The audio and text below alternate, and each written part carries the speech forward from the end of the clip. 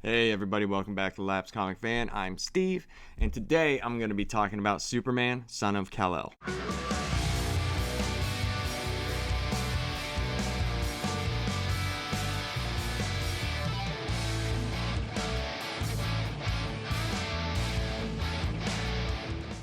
Just a reminder, we are running a contest for when we hit 200 subs. You will get to pick between one of these two awesome logos made by Corrupted Perlers, or John. And yeah, help us get to 200 subs, man. Share it, do whatever you can. All you got to do is make your subscriptions public. If you don't want to do that, you can always take a screenshot showing you're subscribed and send it to me at thelapscomicfan@gmail.com, or you could send it to my Instagram or the Facebook group at the Pop Culture Project, or whatever you guys want to do. So, I also got a couple of things to unbox here. If you guys remember from a couple weeks ago, I went and got a bunch of comics, and I really wanted to get the Scott Snyder, Greg Capullo run on Batman for the New 52, because I never really read any of the New 52. I have read some of the Court of Owls and stuff like that because it was really popular and I had heard about it, but I never read all of it, and I never read Zero Year or Eternal or anything like that, and I really wanted to get it. So I can't remember which issues I had here. Okay, so I had 4, 5, 7, 8, 9, 10. So I needed 1, 2, 3, and 6. And the 0 year ones that are like in the middle. I think it was like I'm not sure. You can correct me if I'm wrong. It might have been some sort of event or something like that tie-in. But there are issues like 21 through 27 or 28, something like that. They're in there. So let's go check. Got this delivered today. Nice. We got Court of Owls, Volume 1. Awesome. Got the City of Owls, Volume 2.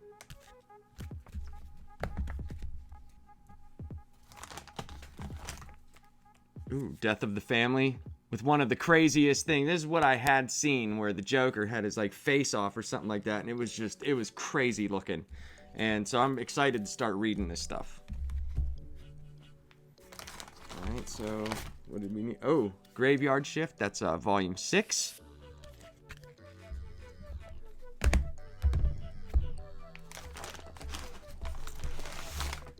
And the 0 year. Okay, so it's 21 through 27 and 29 through 33.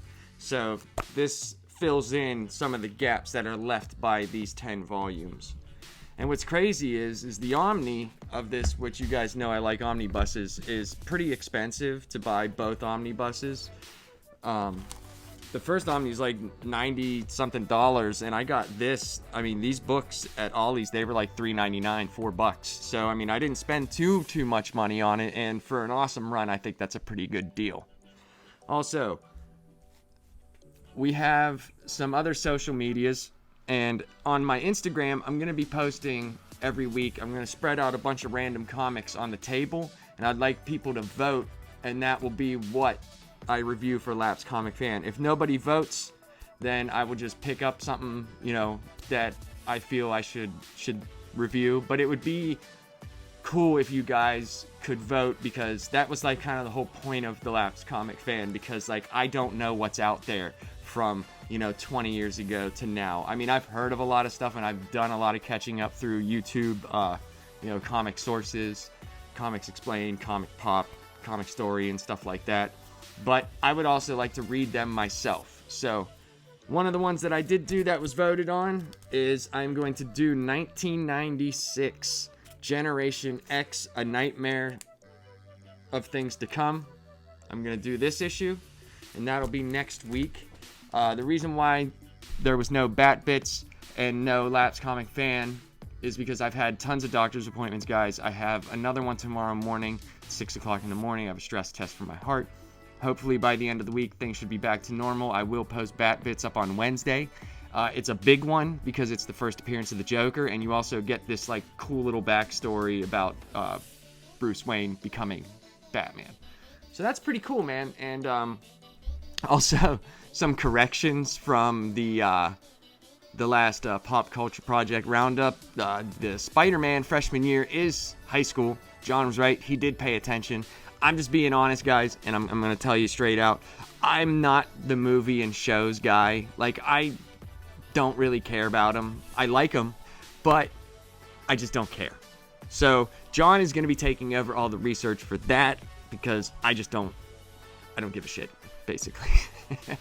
And the other thing is, yes, on purpose, I was during Shang-Chi review, look, I know that Fin Fang Foom was not the Great Protector or the enemy. Like, I know about the Malkuans, and that's where the Ten Rings came from, Fin Fang Foom's ship. Guys, I'm just saying dumb crap because I thought it was stupid, okay? Nobody said anything. Nobody has commented this. I just wanted to clarify for my own purposes. The Spider-Man one, I take credit for because I did not pay attention when they said it, what it was about. So, anyway, so we're going to talk about the new Superman run. A lot of people think this is another controversial book because Superman is bi, or his son is bisexual or gay. It didn't really bother me. I don't really care either way.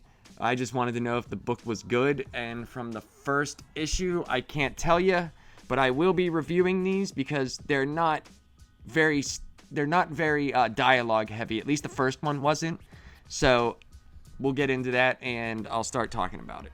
I read this one digitally, and I order all my stuff through Amazon. I'm sure that makes me not a real comic book fan, but when you've had your collections and your books stolen many times, you tend to not give a shit where you get them from. And this allows me to grab tons of them for very, very cheap. And I go to Ollie's and just pick up random stuff.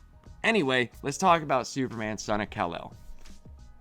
So the book starts off, Superman is staving off a planetary invasion, but it seems like he has somewhere else to be, and all the other superheroes are like, we got this, man, we got this. And he's like, doesn't anybody care about this planetary invasion? And they're like, Clark, you need to go home. So he makes his way home, and Batman is outside the Fortress of Solitude, and he's like, Batman, there's a planetary invasion going on. And Batman's like, no, attempted planetary invasion. It's like he cares so much about this thing because he's Superman, and he's the Boy Scout. And he's like, you got somewhere else to be. He goes in, and Lois is having a baby. He cared more about the planetary invasion, attempted planetary invasion, than having his kid. So Lois has the kid, and there's a lot of pressure put on this kid right from the start. Wonder Woman's like, this could be the greatest superhero of all time. And Lois is basically like, can I just have the goddamn kid before you start putting expectations on him? Anybody? And so we cut to the future, right? And this was being narrated by Jonathan Kent at first. I believe he was just telling his story to nobody, because whenever it cuts to him, he's actually on his way to stop a gigantic fire. And we don't see what's causing the fire. We see a bunch of firefighters saving a family. And then it cuts to John Kent. He flies in, tries to help. And then you see it's a metahuman that is causing this. And Jonathan Kent gets in real close, tries to calm him down, finally does. And the government's there, well, the army. And he's like, I'm here to help you. And the guy's like, I just can't control it. And the military takes him.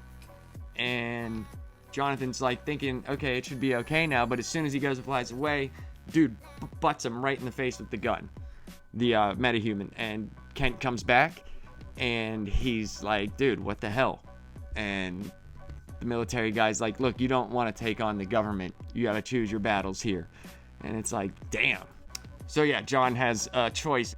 Save the kid and go to war with the military, or just let it go and live to fight another day. Not that he would die. Because while he was trying to save the metahuman, there was F-15s or whatever they use now coming in and shooting missiles, and he was stopping them, and it was crazy. It was very Superman-like. We're seeing that he is a lot like his dad in the sense that he will put himself in danger no matter what to save people that he thinks are worth saving.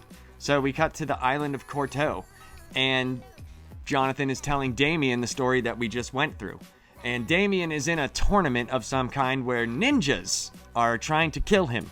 And it's great because Damien's trying to fight and do all this stuff, and John's just kind of walking around because nothing can really hurt him.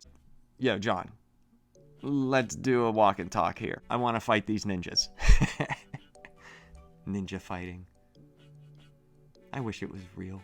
So John needs time to work out who he is what they come to the conclusion to. And Damien tells him, man, you should get a secret identity. You know, my dad can help you with this. I mean, look who we are.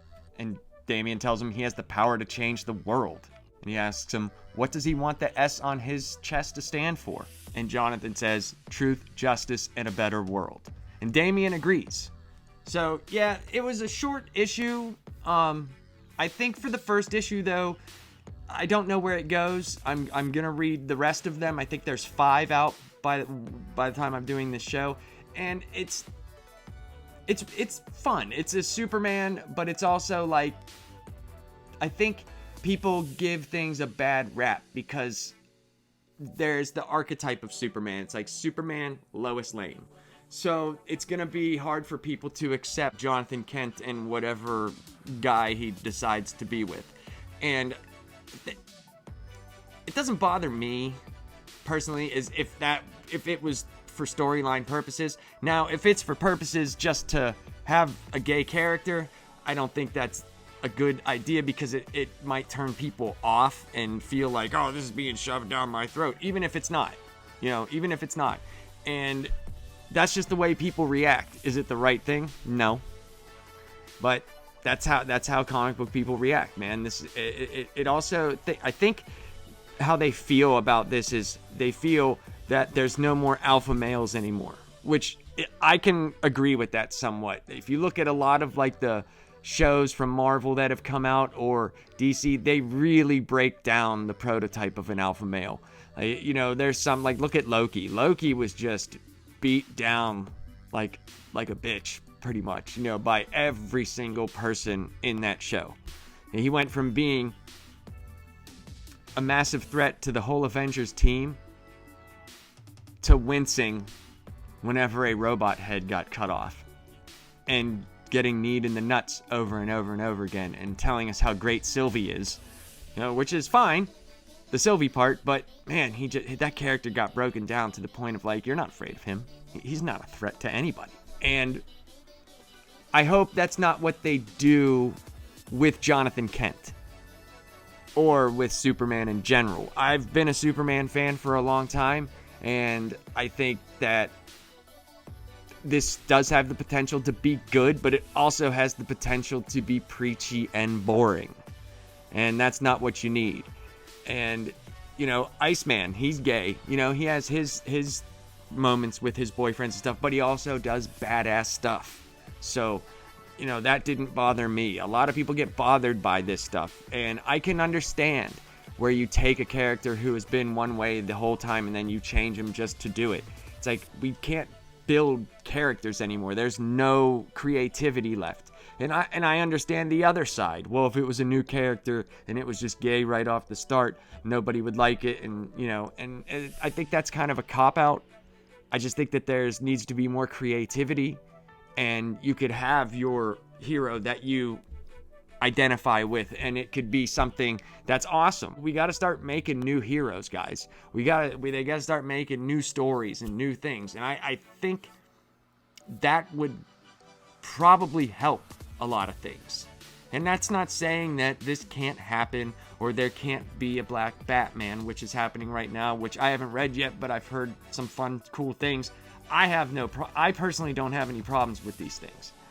Where I think it becomes an issue is where that's the only thing you hang your hat on. Where you leave out the part where he's an awesome superhero with being black or with being gay. So, I mean, that's an archetype that people need to get over, but I also understand that they need to write them in a badass way because it is a superhero. So, I mean, that's just my thoughts on that. Whether or not they go that way, I have no idea. So, I didn't know if I mentioned before, we're going to vote from now on. Starting in the next Laps Comic Fan, I'm going to have people vote on the comics that I'm going to do. I'll post them on all the medias, on Facebook at the Pop Culture Project. on Instagram at the Laps Comic Fan. And we have a TikTok, but we don't use it like normal people. I only use it for bat bits, and I've been doing these little things with the action figures, making little shorts and stupid stuff like that. So the one that was voted on, like I said, is 1996 X-Men Generation X, A Nightmare of Things to Come. So that's what I'll be reviewing next week on the Laps Comic Fan. Bat Bits will be out Wednesday. It's a big one, like I said, the first appearance of the Joker, so it's going to be a special one, guys. And, you know, you could check it out, and I hope that you please like and subscribe and share. And we need to get more subscribers, guys, or at least let us know what to do. Let me know what I'm doing wrong, or you know, try to help. It helps to get more people out there. Leave comments. Do whatever you can to help us out, guys. All right, peace out.